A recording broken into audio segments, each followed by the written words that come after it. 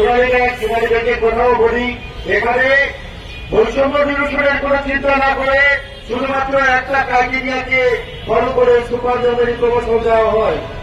আমরা যারা পুরাতন, আমরা 1998, 2000, 1995 এবং 94 সালে এবং তার পরবর্তী অনেকে আমরা যোগদান করেছি। দীর্ঘদিন ধরে আমরা প্রমোশন পাইনি। আমাদের ছেলেমেয়েরাও অনেক বড় হয়ে গেছে। আমরা এই দাবিটা নিয়ে আমাদের ব্যবস্থাপনা কর্তৃপক্ষদের কাছে যাই, তাদেরকে বলি, কিন্তু তারা সেটা বলতে না করে শুধু সুপারভাইজারি ক্রাইটেরিয়াকে একটা মানদণ্ড ধরে প্রমোশন দেয় এবং তাতে বলে জুনিয়র ছেলেমেয়েরাও আমাদের উপরে উঠে চলে যায়।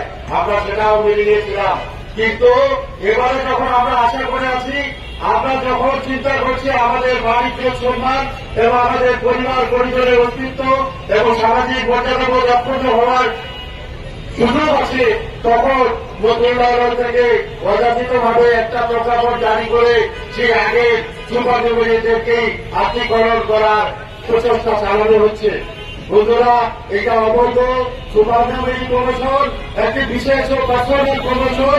এই প্রমোশনের জন্য আমাদের নিয়মিত প্রমোশনে কোনো প্রভাব ফেলতে পারে না। এই প্রজ্ঞাপন অবৈধ এবং বেআইনি।